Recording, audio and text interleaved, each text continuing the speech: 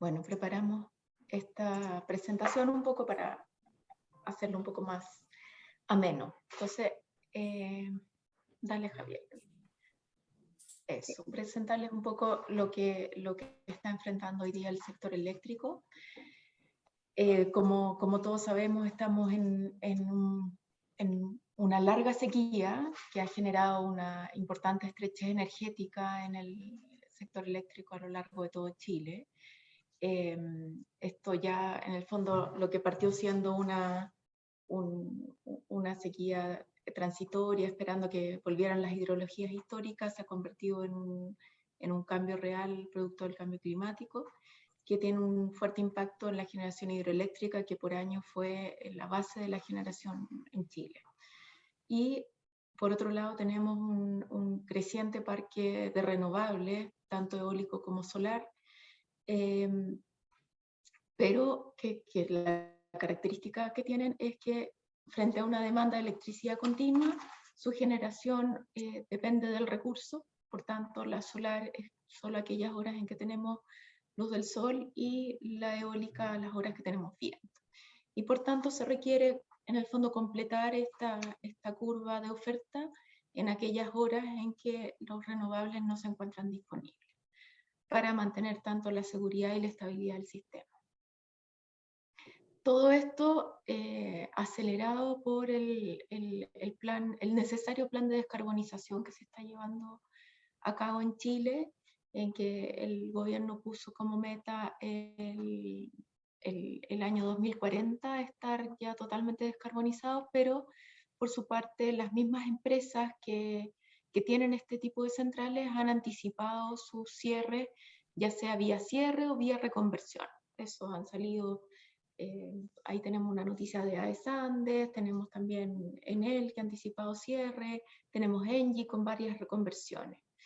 Entonces, frente a este escenario, en el fondo, que se nos achica la oferta, una demanda permanente y la variabilidad de los renovables, también recientemente el ministro Huepe, cuando estuvo en Argentina, planteó que el gas se considera como una energía clave para lo que es la transición energética. En el fondo, poder salir de energías altamente contaminantes como es el carbón, pero a la vez poder garantizar esta continuidad energética a la población.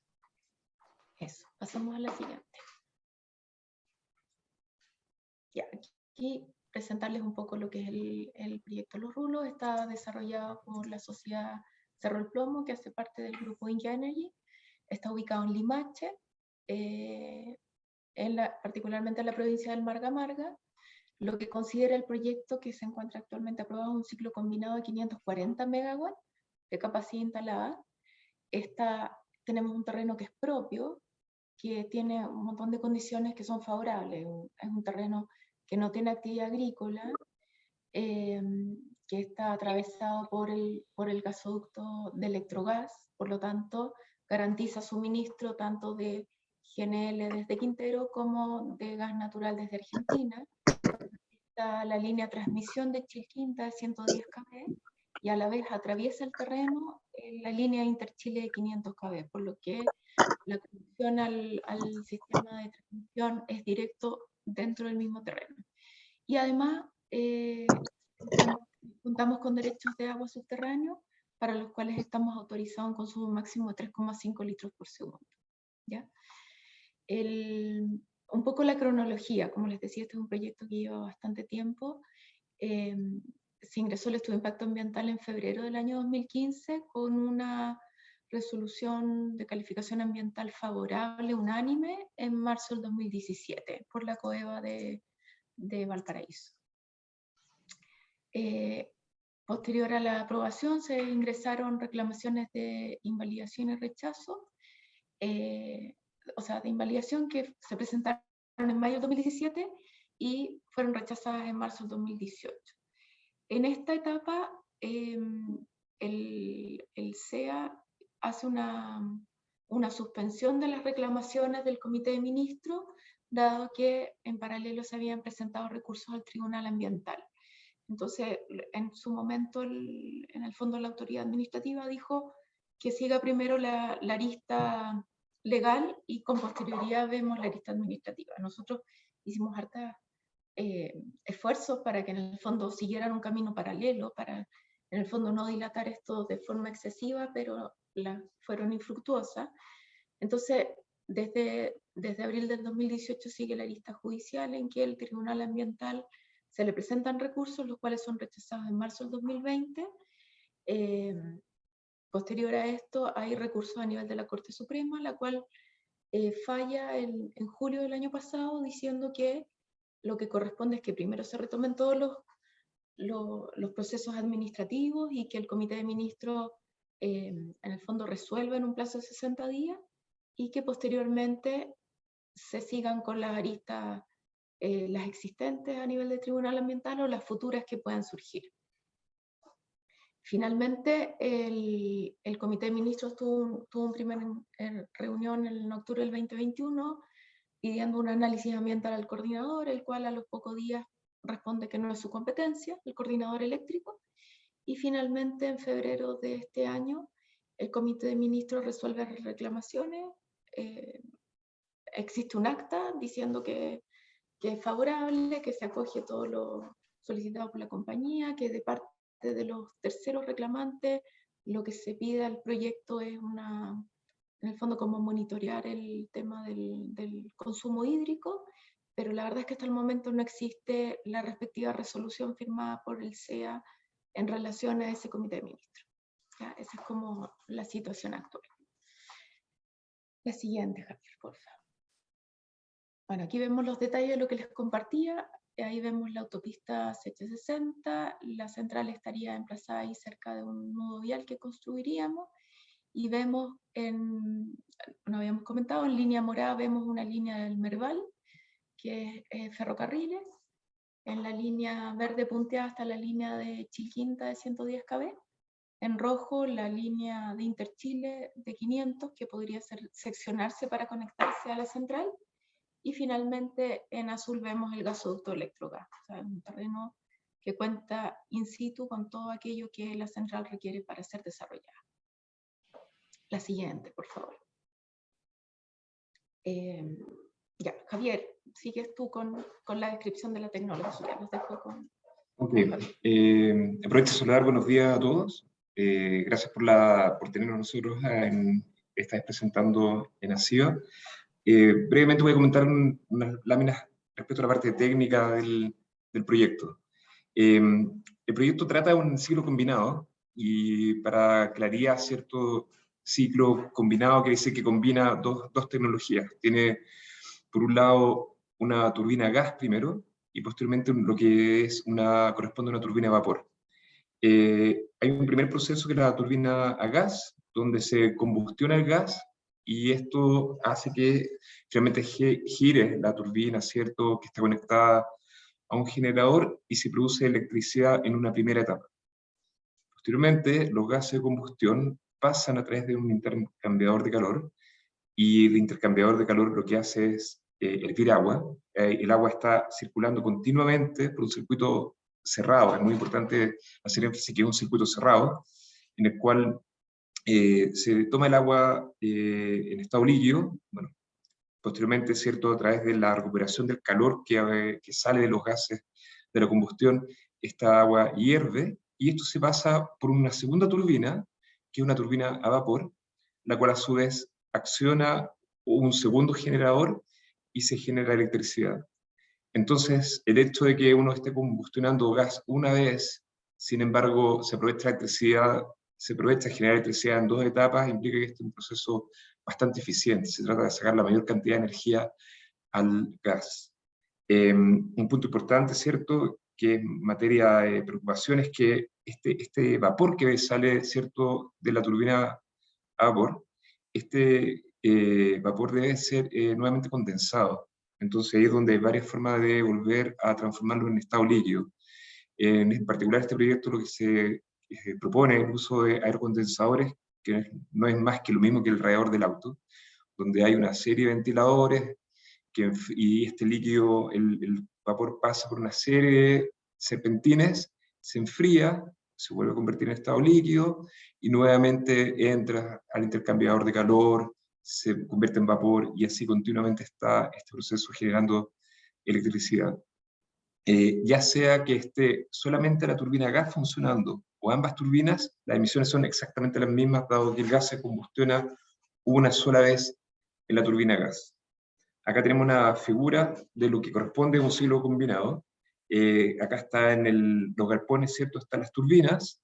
Después tiene una estructura bastante grande que es el intercambiador de calor. Es la estructura, ¿cierto?, que permite extraer el calor de los gases de las emisiones y hervir el agua.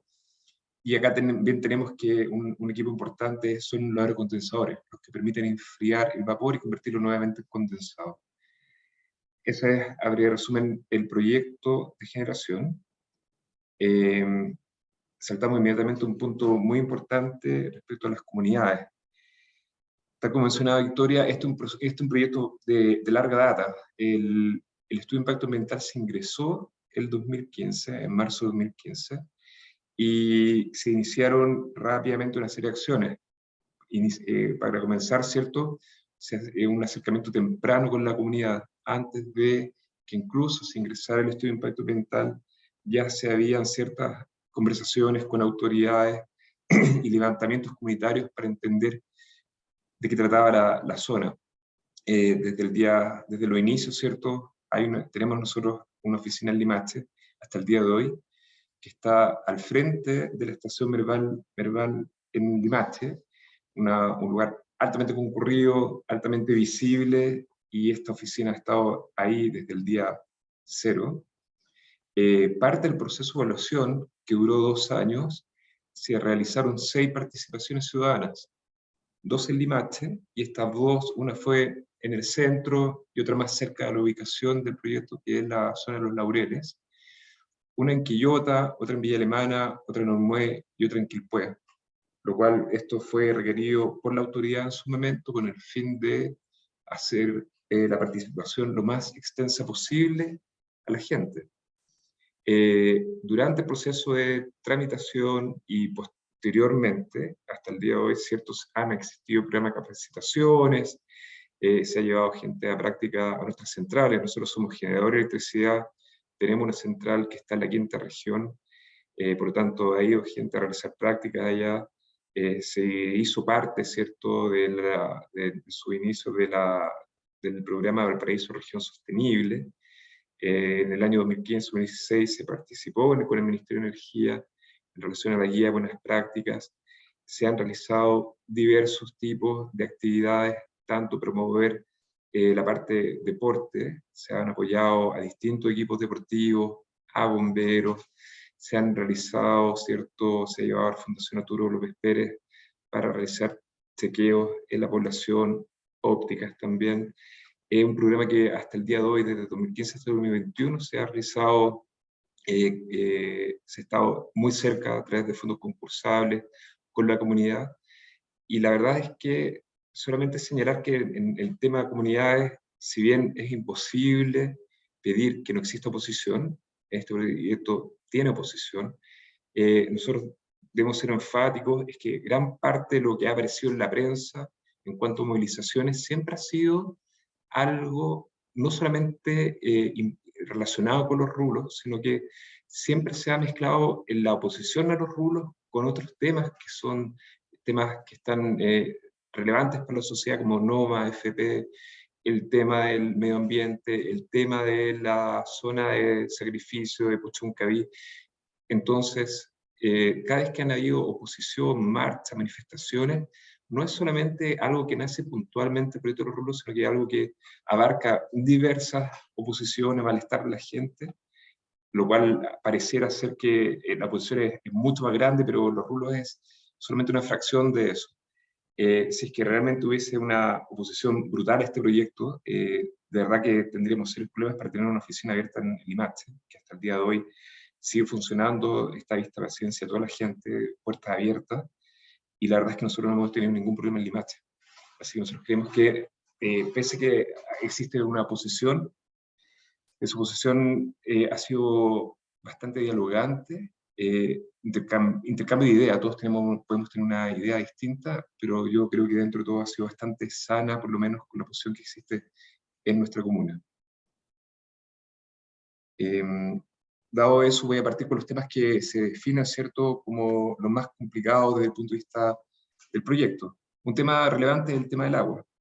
Nosotros, como bien dijimos, para enfriar el vapor, ¿cierto?, usamos aire condensadores, que son los ventiladores eléctricos, y el permiso ambiental nos permite utilizar como máximo 3,5 litros por segundo de agua. La verdad es que, ¿cuál es la idea detrás de esto? Es que hay distintas tecnologías que usan turbinas de vapor para generar electricidad, por lo tanto, distintos mecanismos para enfriar el vapor. Nosotros tenemos ahí sistema de captación abierto, que literalmente la mayoría de las centrales de carbón que están en la costa, donde simplemente toman agua de mar y lo pasan literalmente de arriba hacia abajo, por donde está el vapor, para convertirlo nuevamente en agua. Con una central similar a los rulos se usan 19.000 litros por segundo. Después está la tecnología que son torres de enfriamiento, que nuevamente uno, a través de aspersores, tira agua por donde está en un serpentín el vapor, pero nuevamente utiliza gran consumo de agua. Estamos hablando de este sistema semidirecto de 200 litros por segundo. Pero también está la tecnología por aire condensador, que asegura uso del agua bastante inferior. O sea, ustedes pueden ver es menor a 4 litros por segundo versus 19.000, o sea, una tecnología bastante avanzada. De esto, esta es una fotografía de una central que tenía el grupo en Israel, en el medio del desierto, entonces donde sí el uso de agua es un tema muy relevante. Para darles otro ejemplo, una central que todavía tenemos dentro del grupo es la central Calpa, que está ubicada en Perú, en el distrito de Chilca, una central muchísimo más grande que los rubros, son 870 megas. La central Calpa, en términos de consumo de agua para sus procesos, riega el pasto también, le entrega agua a su personal, consume menos 2 litros por segundo para estas instalaciones. Y eso implicaría que para los rulos el consumo es levemente superior recién a 1 litro por segundo. Entonces, si bien durante la tramitación ambiental estamos hablando de ingeniería que se realizó en el año a fines de 2014 y se llegó que 3,5 litros por segundo era un número, digamos, conservador, nosotros sabemos, por experiencia propia de grupo, que el consumo de agua debería ser levemente superior a 1,2 litros por segundo, lo cual desde el punto de vista agrícola, riego, esto alcanzaría para regar solamente apenas sobre una hectárea de terreno. Entonces, creemos que el tema del agua ha sido lamentablemente mal informado. La gente, o sea, lo que se ha quedado como en la retina de la gente es que nosotros vamos a consumir esos 3,5 litros por segundo, que en realidad equivalen a un máximo, cuando nosotros esperamos que esto sea más bien del orden de 1 litro por segundo. Eso es respecto al tema de agua. Después, respecto al tema de la operación de la central, hay que hacer notar que en Chile, ¿cierto?, hoy en día estamos iniciando una transición desde el punto de vista eléctrico, donde estamos pasando una matriz que tiene una componente térmica bastante relevante, en particular carbón, y queremos llegar tenemos metas como país de llegar a un sistema en el cual sea casi 100% renovable. Esa transición de pasar a un esquema con un alto porcentaje térmico a un sistema 100% renovable implica que hay que hacer ajustes a cómo opera el sistema. Nosotros tenemos esto es una foto particular del año 2021, donde uno tiene que las energías renovables como agua, eólico, son los que primero llenan la curva de la demanda. Después nosotros tenemos una importante generación solar, y enseguida lo que debe ocurrir es que todo el resto de las tecnologías se acomodan. Por ejemplo, el carbón, lo que sucede es que mientras no haya sol, en la madrugada y en la noche están dando a 100% capacidad, y durante la hora de sol esta energía disminuye notablemente. Las centrales de gas es lo mismo, cuando generan a máximo hoy en día durante la madrugada y en la noche, pero durante el día disminuyen su generación. Después lo que viene en términos de orden de mérito es la central hidroeléctrica en embalse. Generalmente el agua embalsada se tiende a poner principalmente en las horas de punta, que son pasadas las 7 de la tarde, y también hemos tenido algo de diésel. Esto implica que las centrales hoy en día a gas, esto es el promedio horario del año 2021, no funcionan 24/7 a potencia máxima, sino que estas centrales están ciclando. Ciclar quiere decir que se ajustan, se acomodan para la generación solar. Ustedes pueden ver cómo disminuye en horas de sol la generación de gas actualmente, para luego, ¿cierto?, estar funcionando a plena capacidad en las horas que el sistema lo requieren, vale decir, cuando no hay sol y cuando la demanda es máxima. Hoy en día, ¿cómo se está haciendo esto con generación a gas y cómo se hace con centrales de carbón? Debo reconocer que son centrales bastante antiguas, que en sus orígenes, digamos, no estaban diseñadas para estar apoyando los renovables, como lo decimos hoy en día. O sea, una central de este tipo lo que hace es acomodarse a los renovables, no al revés, no es que los renovables se acomoden a una central de gas de última generación. Esto implica que una central nueva de gas lo que permite, ¿cierto?, es ciclar, vale decir, estar a potencia máxima, mínima, máxima, mínima rápidamente, se permite apagarse y encenderse rápidamente, y también lo que permite es que todo este sistema de ciclaje hace que, permite, ¿cierto?, están diseñadas para cumplir cabalmente con las normas de emisiones en todo momento. El gran problema que ocurrió cuando empezó a crecer la generación solar era que cuando las centrales de carbón se llevaban a mínimo técnico para que entraran más solar, las centrales de carbón no cumplían la norma técnica, la norma de emisiones. Entonces, gran parte del parque que hoy día existe para ciclar, para decir, para acomodar el sol durante el día, sus mínimos técnicos no están dados por la turbina propiamente tal, sino que sus mínimos técnicos están dados por parámetros ambientales. Las centrales podrían funcionar aún a menor potencia, pero no cumple la norma ambiental. Entonces eso implica que en ciertas oportunidades no puede existir tanta generación solar como podría haber, porque las térmicas no son lo suficientemente flexibles. Entonces, los rubros que una central diseñada para acomodar renovables, eso no es problema. Otro tema relevante, ¿cierto?, que se señala es que nosotros estamos impactando fuertemente a la reserva de la Campana y Peñuelas. Hay que reconocer que Los Rulos está a 17,5 kilómetros de la Campana, mientras tenemos un complejo, ¿cierto?, que está algo más cerca, o por lo menos equidistante. Los Rulos no se encuentra ubicada en una zona de área protegida ni sitio prioritario, y tenemos la experiencia que el impacto de los potencialmente vecinos es literalmente cero en la Campana. Nosotros realizamos modelaciones de calidad de aire para ver cuál es el impacto de la central Los Rulos en la Campana, y la verdad es que en el peor de los escenarios, cuando uno considera las peores condiciones climáticas, la mayor generación de esta central, uno tiene que, en la norma, respecto a la norma calidad secundaria, ¿por qué secundaria? Porque la primaria es para los seres humanos, secundaria es para fauna y vegetación. En el peor de los escenarios, las emisiones, el impacto que podría generar Los Rulos en la Campana es menor al 5% de la calidad secundaria aplicable. Es bastante baja. Esto, y por el otro lado, ¿para qué decir de Las Peñuelas? Estamos a 22 kilómetros, o sea, estamos demasiado lejos.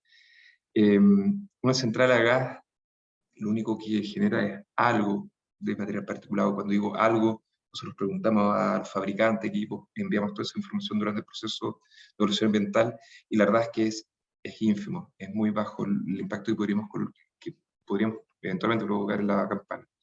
Y lo más relevante de todo es que durante el proceso de tramitación, ¿cierto?, está el compromiso de instalar una estación de monitoreo de calidad de aire en la Campana, que sería la primera en este parque, y así literalmente contar con información dura y no estar haciendo supuestos. Otro tema relevante es el tema de emisiones, no solamente en la Campana, sino que en toda el área de influencia. Nosotros categóricamente definimos que el área de influencia iba a ser un cuadrado de 30 kilómetros, donde está toda la zona del Paraíso, Viña, Reñaca, Concón, Quintero, tenemos hasta La Greda, está todo absolutamente cubierto en el área de influencia, en la cual se realizaron todos los análisis de calidad de aire. Nosotros lo que se hizo fue, se utiliza una línea base. Línea base quiere decir que durante un año se estuvo midiendo la calidad del aire en distintas estaciones en la zona. Esa era la peor condición, porque sabemos que al día de hoy en la zona de Quintero, Puchuncaví, ya hay una central a carbón que está fuera de servicio, hacia fines de año va a haber una segunda central de carbón que va a estar fuera de servicio. Sin embargo, toda la data para definir cuál era la calidad de aire base en ese momento, consideraba que estaba todo el parque prendido, ¿no? Y todo full disponible, a diferencia de lo que sucede en la actualidad. Con esa línea base, nosotros entonces lo que hacemos es determinar cuáles son las emisiones que salen desde la chimenea a la central, para luego ver cuál es el impacto en toda esta zona de 30 por 30 kilómetros. La verdad es que cuando nosotros vemos, por ejemplo, las zonas como Puchuncaví, Concón, vemos que la central genera muy poco material particulado 2.5 primario, a los cuales hay que agregar cierto material particulado secundario. El gas no tiene sulfuro, a diferencia de combustibles líquidos y del carbón. Se generan algo de los NOx, ¿cierto? Entonces lo que hacemos es que uno suma todas las emisiones primarias, secundarias, las corrige, y posteriormente llegamos a cuál sería el total del impacto en esta zona acá. Ustedes pueden ver que en el caso mayor es 0.29. 0.29, desde el punto de vista ambiental, se usa el número entero. O sea, para darles una noción de cómo funcionan estos números, uno habla de números enteros, no habla de decimales. De hecho, por eso cuando uno considera cierto cuál es el impacto en todas estas zonas de acá, acá se ha sumado la línea base. Por ejemplo, en la greda teníamos 17, finalmente era 0.16, esto no suma, los decimales son tan ínfimos que no suman, pese a que para nosotros, para calcular esta data, pedimos las certificaciones a 3 fabricantes de turbinas, un europeo, a un estadounidense y un japonés. Tuvimos que aumentar, lo que ellos nos dijeron al principio eran, pero las centrales a gas no producen material particulado, se está quemando gas, el gas no tiene material particulado. Haciendo la segunda vuelta era, bueno, de repente cuando viene el gas por el gasoducto puede sacar algún pedacito del recubrimiento. Bueno, llegamos a un número de material particulado, tuvimos que aproximarlo al número entero para después ponerlo en el modelo para lograr obtener algo, porque la verdad es que el gas es un combustible que desde el punto de vista de emisiones, a diferencia de otros combustibles, es casi nula el tema de emisiones de este tipo de tecnologías. Entonces, nuevamente acá todo se consideró absolutamente todo el área de evaluación y el impacto en la práctica es nulo. No podemos decir que es cero, siempre es un tipo de impacto, pero es ínfimo. Este proyecto, con 2 años de tramitación ambiental, 2 años estuvo en el servicio de evaluación tramitando este proyecto, finalmente obtuvimos una permiso ambiental que fue unánime. Todos los miembros de la comisión votaron a favor y habían restricciones. Dado que la línea base de las zonas estudiadas está muy cerca de lo que podría determinarse en el límite de los índices de calidad de aire, lo que se determinó es que el proyecto iba a compensar todo el material particulado, asumiendo que la central anda el 100% del tiempo a potencia máxima. Nosotros sabemos que la central no anda 100% del tiempo porque están todos los renovables encima, pero sin embargo se determinó que se iba a compensar el 100% de material particulado, definido como la central operando 24/7, y más aún agregando un 120%.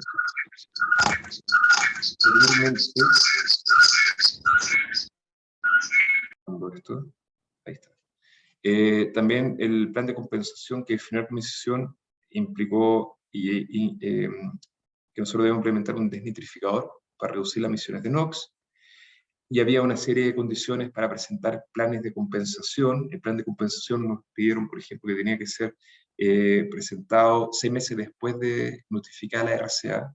Imagínense que esto fue el 2017, vamos a 2022 y todavía no tenemos la RCA en la mano. Entonces, esto nosotros lo pedimos que se congelaran estos plazos, porque en la práctica, si nosotros llegamos a construir este proyecto, definir un plan de compensaciones tan en el pasado, puede ser que, por ejemplo, yo defina que voy a cambiar un horno en una panadería, algo que se utiliza generalmente es cambiar calderas en hospitales, que hay calderas que funcionan a petróleo, ¿cierto? Uno cambia por caldera a gas, pero en periodos tan extensos el tiempo, probablemente los hospitales ya lo hicieron por su propia cuenta. Entonces, nosotros definimos que presentar estos planes con tanta antelación no tiene un significado importante. También la RCA nos pidió instalar 5 estaciones de monitoreo, por ejemplo, ya nosotros mencionamos La Campana, Yuyí, Limache. También esta central es dual, vale decir que funciona tanto con gas y con petróleo, y yo les debo decir que nosotros que somos generador eléctrico, para nosotros es un poco irresponsabilidad no contar con un combustible en caso de emergencia como el petróleo, pese a que probablemente ningún generador quiere quemar petróleo, lo único que hace es echar a perder más rápido la máquina, pero sin embargo, desde el punto de vista netamente de ser responsable, ¿cierto? Tenemos una central dual que puede quemar diésel, y en el permiso ambiental quedó estipulado que solamente en situaciones de emergencia, primera condición, y segundo, cuando el coordinador eléctrico lo pida, máximo al año se pueden utilizar 500 horas con diésel. La RCA extrañamente limitó la operación como ciclo combinado, o sea, deben estar funcionando las dos turbinas, lo cual no tiene un sentido desde el punto de vista ambiental, porque las emisiones son exactamente las mismas si prendo una turbina a las dos. Y por otro lado, si yo quiero echar a andar el ciclo combinado, primero debo prender la turbina a gas, preparar el fluido, el vapor que está en este circuito cerrado, para posteriormente, cuando ya se alcanza la temperatura, ¿cierto? Estamos hablando de una partida en frío, la primera partida de la central, para después yo echar a andar la turbina de vapor. Entonces, esto es una condición muy, muy extraña que en la práctica hace que el proyecto no se pueda construir, no pueda operar. Y la extracción máxima de agua a los 3.5 litros por segundo. En términos de reclamaciones, para finalizar, ¿cierto? Hay dos tipos de reclamaciones, las administrativas contra el SEA y contra el Comité de Ministros, las que se llaman Comité de Ministros.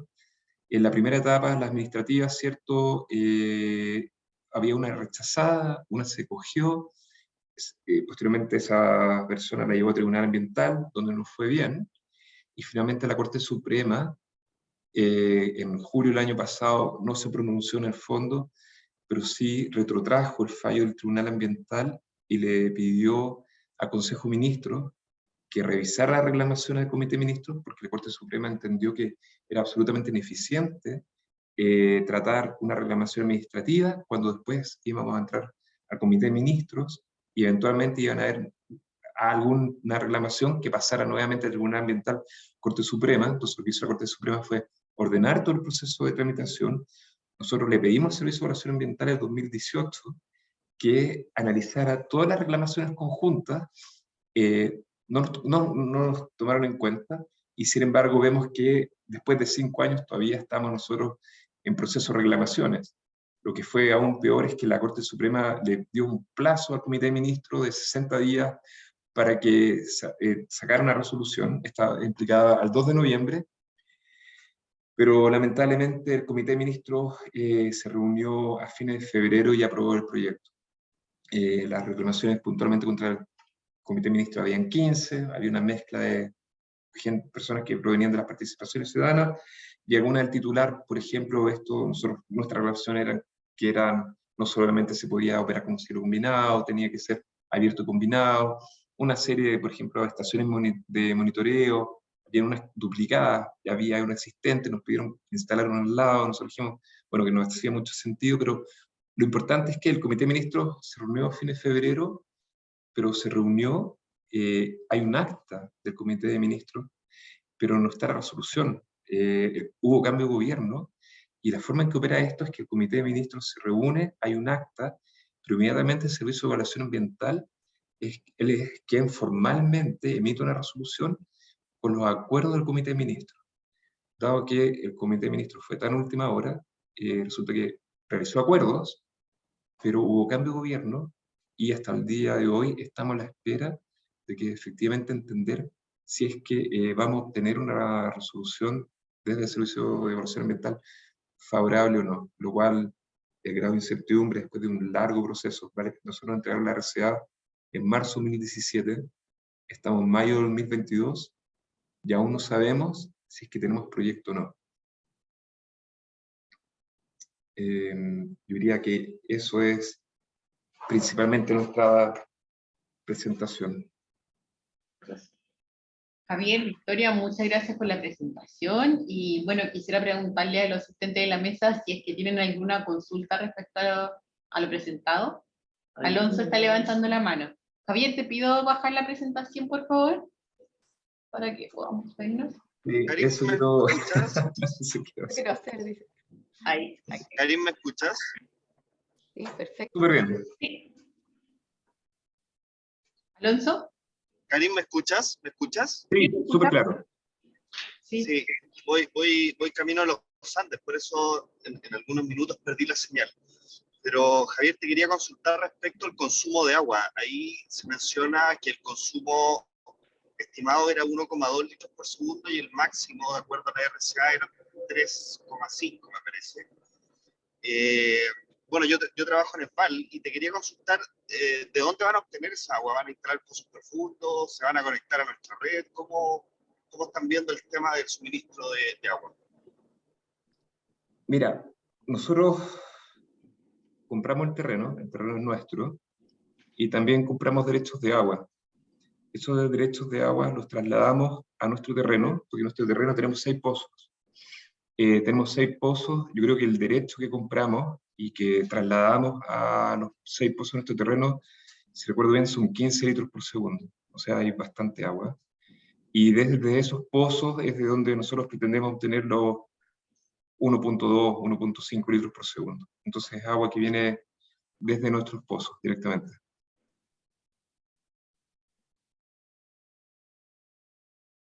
Oye, y otra consulta.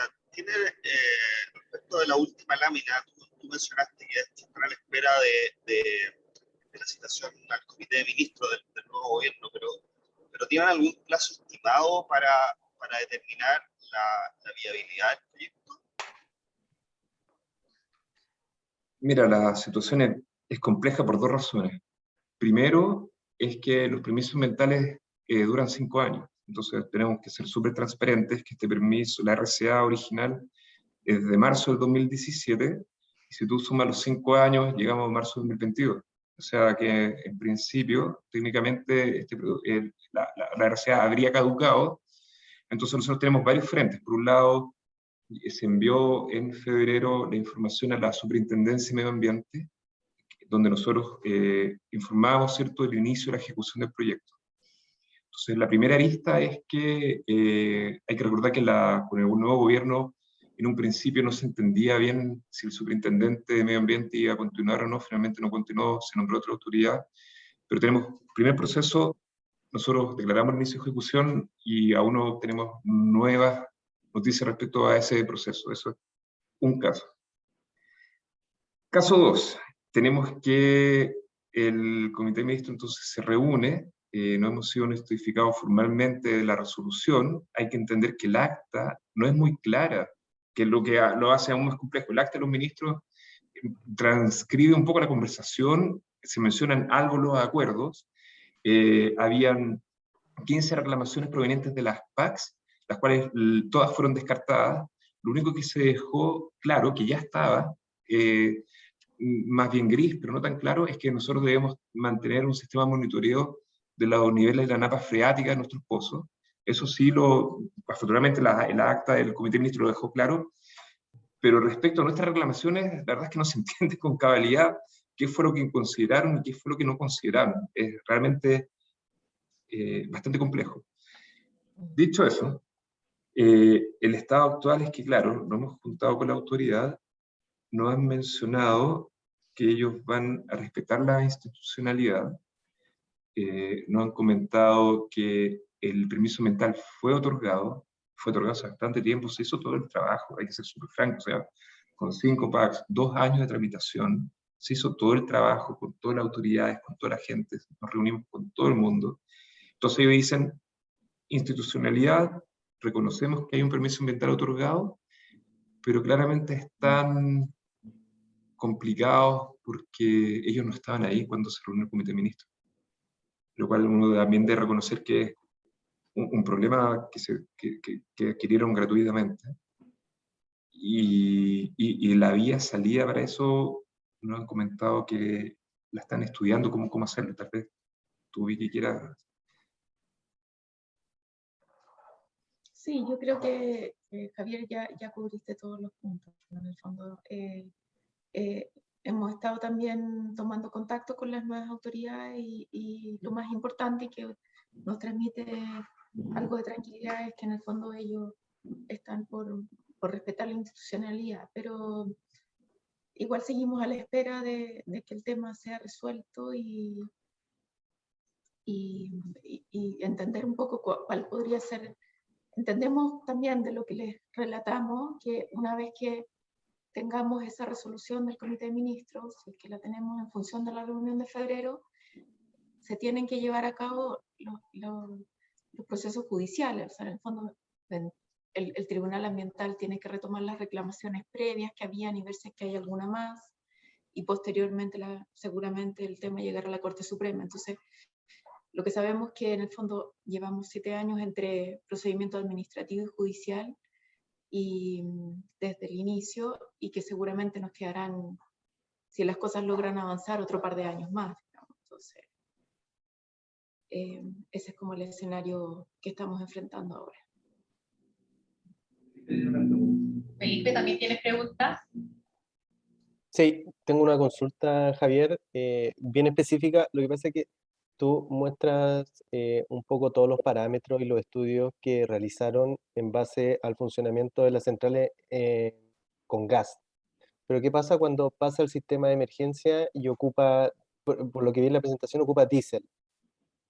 Los parámetros, el tema contaminante, material particulado, sistema de enfriamiento, ¿eso se mantiene igual? ¿Hay alguna modificación? Por ahí vi que con el gas ustedes no emiten ningún tipo de NOx, pero con el diésel sí, ¿o no? ¿Eso se modifica algo? ¿Tienen algún estudio relacionado con como la operación con diésel? A ver, durante el proceso de evaluación ambiental, claramente uno tiene que evaluar todas las condiciones.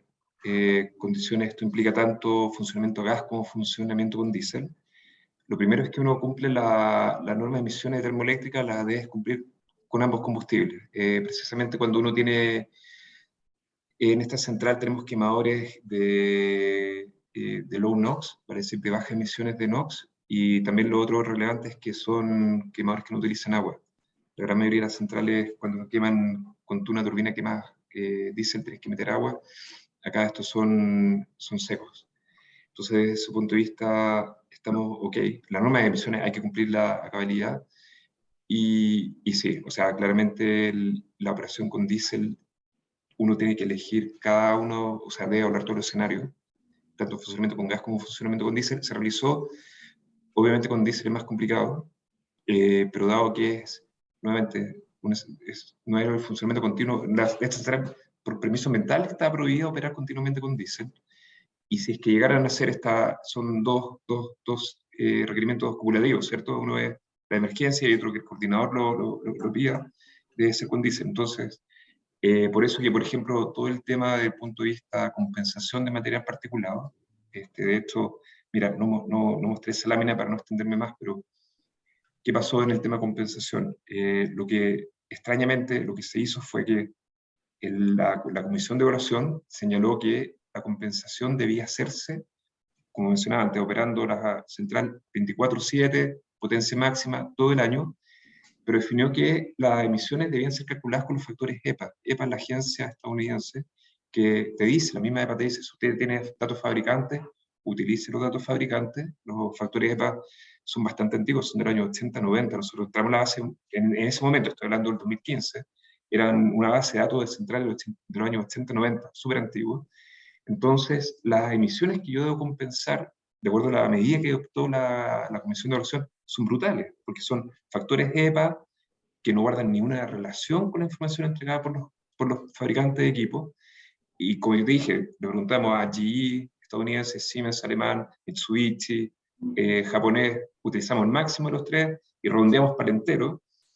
Y nuestra propuesta de reclamación era, por ejemplo, desde el punto de vista de emisiones, era, bueno, consideremos que hay 500 horas diésel máximo, pero asumamos que eventualmente yo vaya a funcionar con diésel, asumamos que son las 500 horas diésel, el resto de tiempo el gas, con los factores de los fabricantes, y aplicamos el 120% de emisiones. Entonces, con ese dato respondo a tu pregunta, que efectivamente sí está considerado el diésel, y por lo menos en el tema de emisiones sí se considera que debemos compensar como si la central estuviese operando esas 500 horas con diésel, cosa que tú sabes que año a año no es así.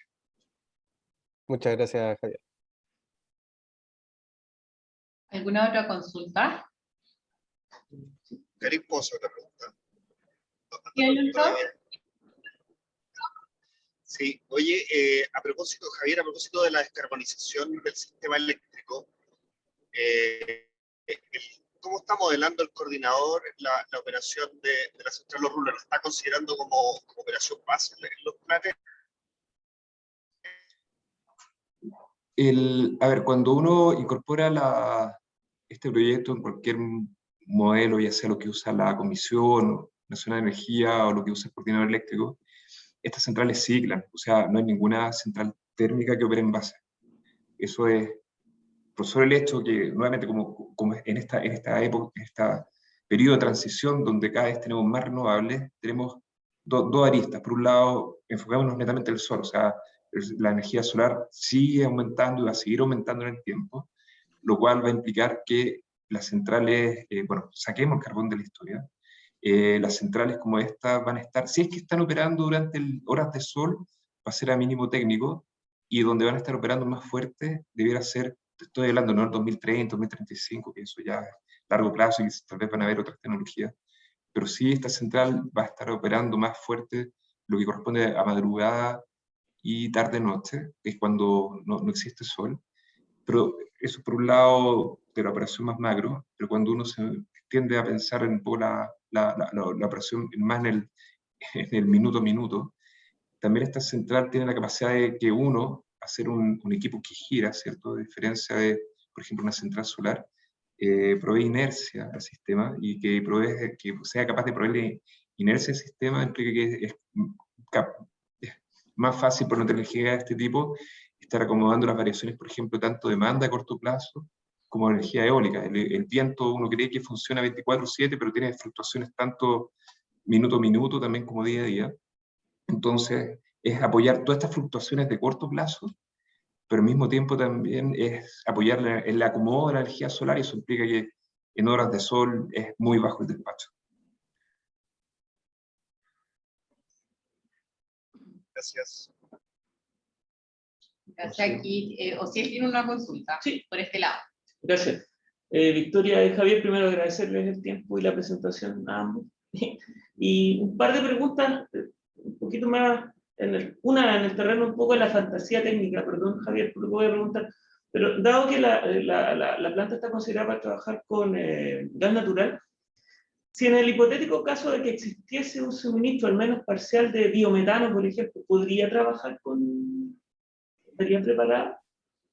Entendiendo que el gas natural tiene ese ligero, es muy limpio, pero tiene un pecado original. Entonces, si existiese una planta, por ejemplo, que suministrara biogás y que por lo tanto se pudiese purificar a biometano, ¿podría recibir, al menos parcialmente? El gas natural es 99.999% metano. Claro. Entonces, la verdad es que si independientemente la fuente, ya sea de hidrocarburos o de un proceso biocombustible, metano no hay ningún problema con quemar independiente de la fuente. Lo que sí hemos conversado con los fabricantes de equipos es el uso de hidrógeno de esto. O sea, quemar biocombustible en esta central no hay ningún tipo de problema. Donde sí empiezan a haber problemas es con hidrógeno. Hidrógeno, digamos, por más que nosotros queramos, o sea, digamos, es probablemente una tendencia de incorporar hidrógeno en toda la estructura energética a nivel país, ¿no? El asunto es que el hidrógeno es altamente corrosivo. Entonces requiere ciertos equipamientos especiales desde el punto de vista de gasoductos, pero asumamos por un momento que nosotros podemos tener en la puerta de nuestra central de hidrógeno.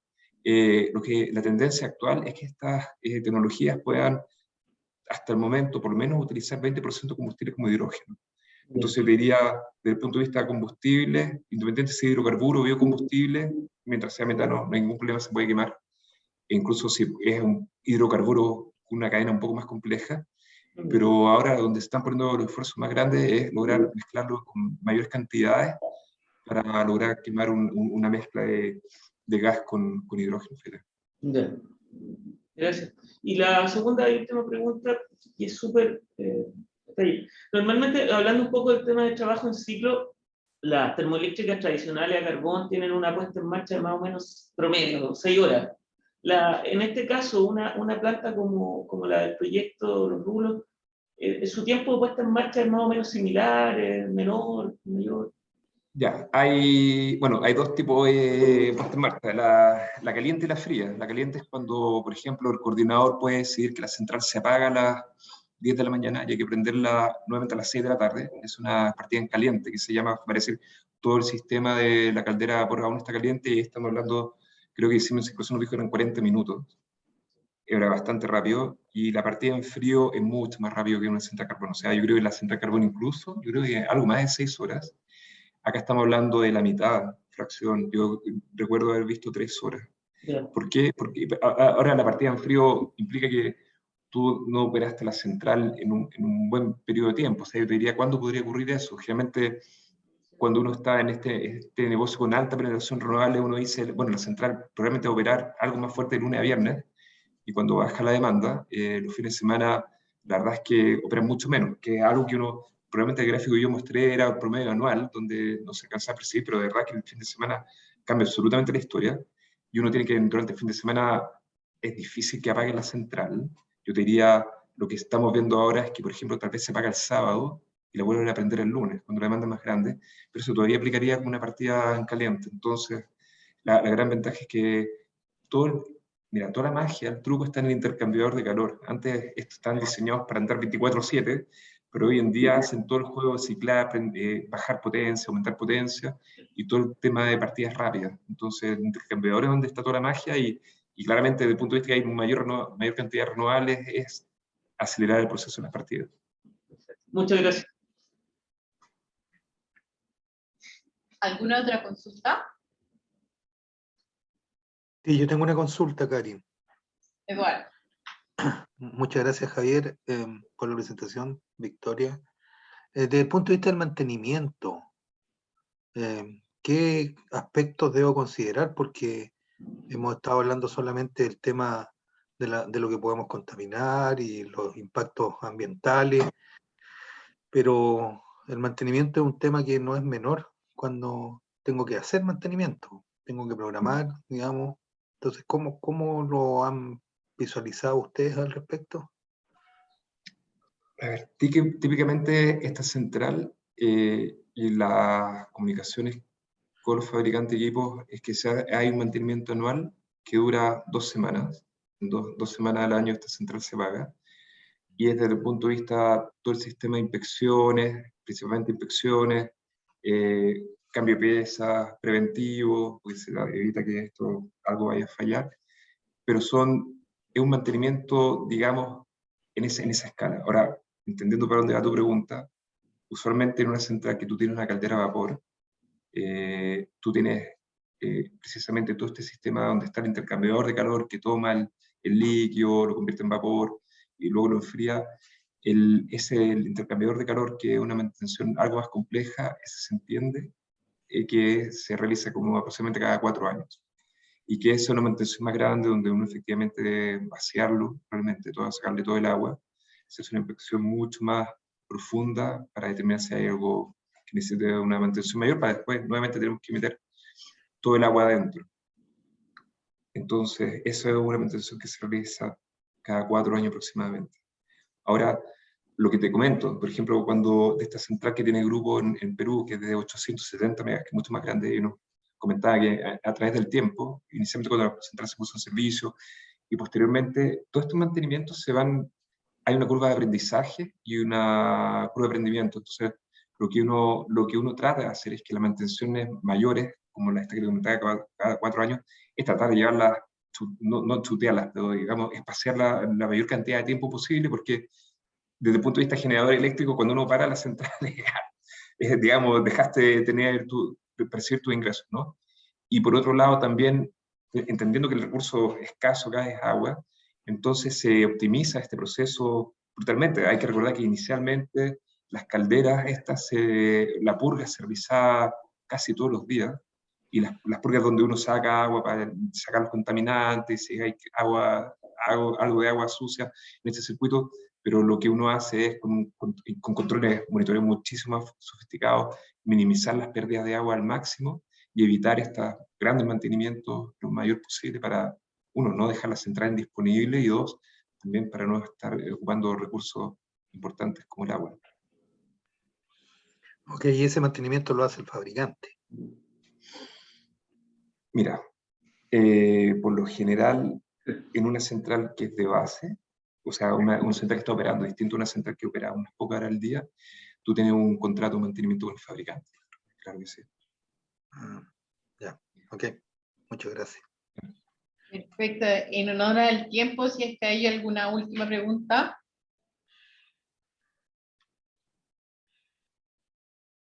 No. Entonces, bueno, Sí, que estamos. eh, No, yo quiero hacer una última pregunta, no sé si Victoria o Javier.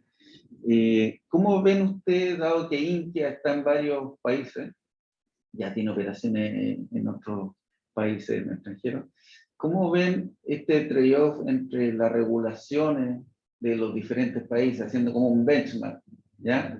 ¿Es más fácil, menos fácil? ¿Cómo son sus percepciones más que nada?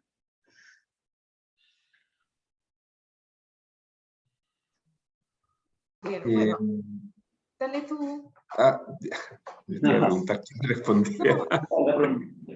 Sí, yo creo, a ver, te cuento yo un poco de lo que hemos mirado y mirando el mismo proyecto, o sea, la misma central que Javier presentaba ahí, que tenemos en Perú, eh, que, que claro, ahí partimos con una unidad el año, no sé, 2009, y a través de los años se han ido ampliando, haciendo ciclos abiertos, cerrando ciclos, y yo creo que la percepción que tenemos a nivel de grupo que, claro, que como que Chile tiene un trade-off, porque por un lado tiene un marco regulatorio a nivel de sector eléctrico, que es el que podemos hablar nosotros, eh, como estable, confiable, predecible, que en el fondo uno puede hacer proyecciones y entender un poco cómo va a ir funcionando el mercado, pero por otro lado, y yo creo que es lo que hemos experimentado no solo en el sector eléctrico, sino como en toda la cadena de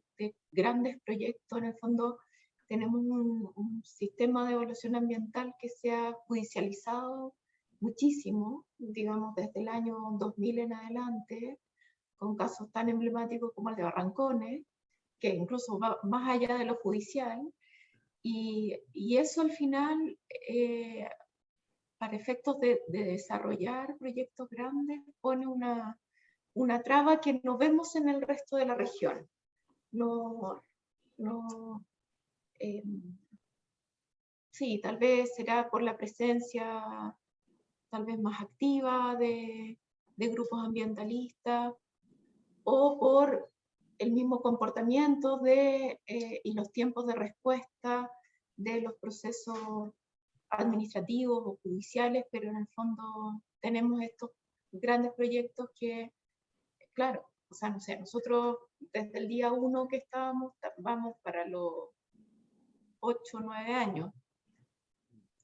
Y así, en el fondo, esto se repite en la minería, se repite en muchos sectores que tienen proyectos grandes. Entonces, yo te diría como en la mirada más regional, que nosotros estamos en varios países de Centro y Sudamérica, eso es lo que percibimos en Chile. O sea, por un lado, mucha estabilidad regulatoria y por otro lado, alta judicialización de los procesos de estudio de impacto ambiental y desarrollo.